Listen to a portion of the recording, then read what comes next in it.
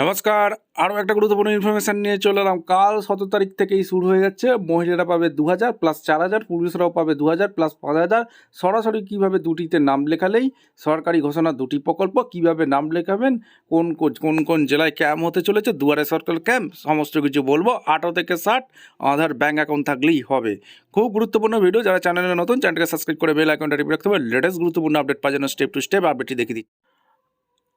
আচ্ছা, এই ডকুমেন্টসগুলো থাকলেই 2000, 4000, 10,000 পেয়ে যাচ্ছেন। ভোটার আইডেন্টি কার্ড আপনার কাছে আছে অবশ্যই, আধার কার্ড আপনার কাছে আছে, ফার্স্ট পেজ ব্যাঙ্ক অ্যাকাউন্ট আপনার কাছে আছে, mobile number link with bank account আপনার কাছে আছে, সেলফ ডিক্লারেশন ফর্মের সাথেই পেয়ে যাচ্ছেন, কনসেন্ট ফর্মের সাথেই পাওয়া যাচ্ছে, পাসপোর্ট সাইজ ফটো দোকানে গেলেই পাওয়া যাচ্ছে।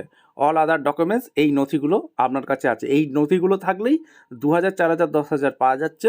একদম স্টেপ টু স্টেপ এই প্রতিবেদনে বিস্তারিত বলে দিচ্ছি কী কী প্রকল্পের আপডেট উঠে আসছে।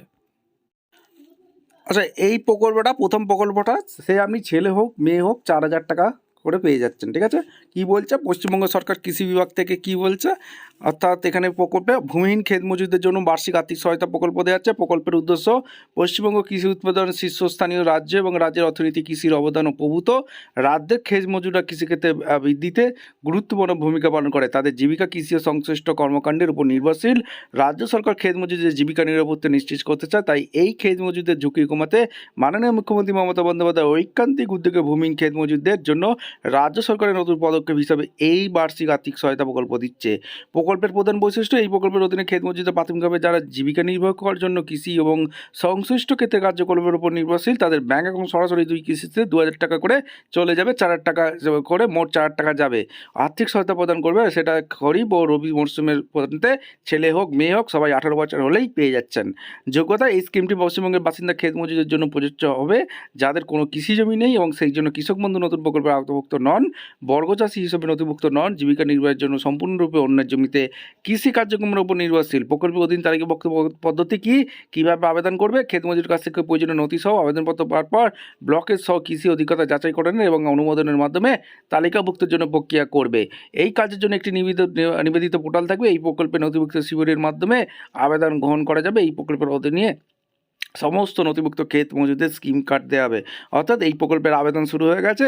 কালকে দুয়ারে সরকারের ক্যাম্পে গেলেই আবেদন জমা দেওয়া যাবে। প্রয়োজনীয় নথি কী কী লাগবে, কালকে দুয়ারে সরকার ক্যাম্পে আধার কার্ড লাগবে, ভোটার আইডেন্টি কার্ড লাগবে, আবেদনকারীর নাম, ব্যাঙ্ক অ্যাকাউন্টে জমা খাতা, ব্যাঙ্ক পাসবই প্রথম পাতা, বাতিল cheque, account number, mobile number, bank account সংযুক্ত হতে হবে, ক্ষেত মজুর সংগত আবেদনপত্রটি, পাসপোর্ট সাইজের ফটো, এই ডকুমেন্টস নিয়ে কালকে দুয়ারে সরকার ক্যাম্পে গেলেই 4000 টাকা করে পাওয়া যাবে। সেটা আপনি ছেলে হোক মেয়ে হোক সবাই এইটা ক্রাইটেরিয়া থাকতে হবে। ঠিক আছে, এর পরের প্রকল্প কী আসছে আপনাদের সামনে তুলে ধরছি।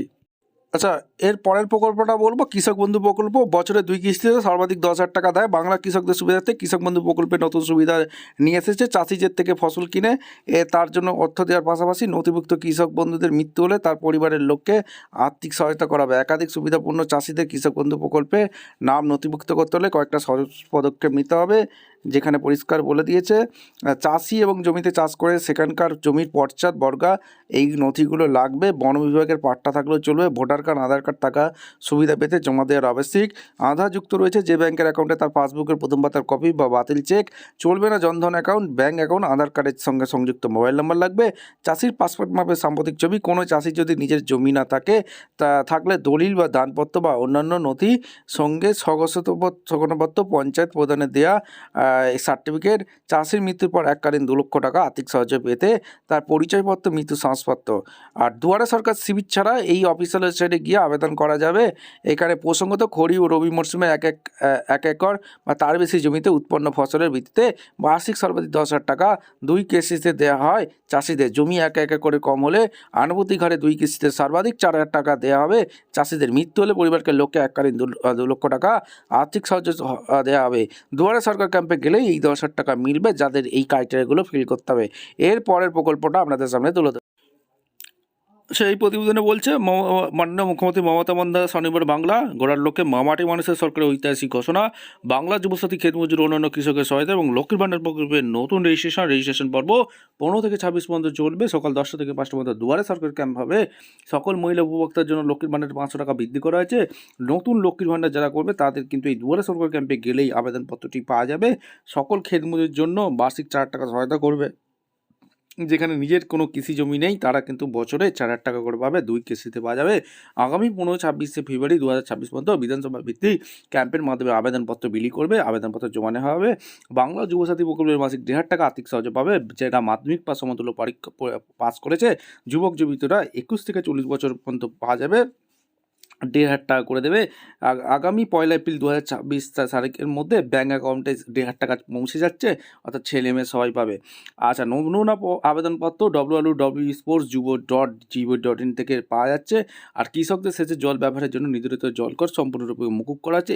এই ক্যাম্প বসবে। ক্যাম্পে আসার সময় অনুগ্রহ করে আধার কার্ড, জাতির শংসাপত্র, ব্যাংকের পাসবই প্রথম পাতা, মাধ্যমিক সমতুল্য পরীক্ষা অ্যাডমিট কার্ডের xerox, 2 copy passport size photo, এগুলো কিন্তু লাগবে। আর আমরা নিকটবর্তী ক্যাম্প কোথায়, দুয়ারে সরকার ক্যাম্প কোথায় বসছে, অ্যাপস www.gov.in গিয়ে ফাইন্ড ইউর ক্যাম্প অপশানে ক্লিক করলেই হয়ে যাবে। ভিডিওটা ইনফরমেটিভ মনে হলো আমাদের চ্যানেলে ফার্স্ট টাইম দেখলে চ্যানেলকে সাবস্ক্রাইব করে বেল আইকনটি রাখতে হবে। লেটেস্ট গুরুত্বপূর্ণ আপডেট পাওয়ার জন্য দেখা হচ্ছে কোনো পরবর্তী ভিডিও। ধন্যবাদ।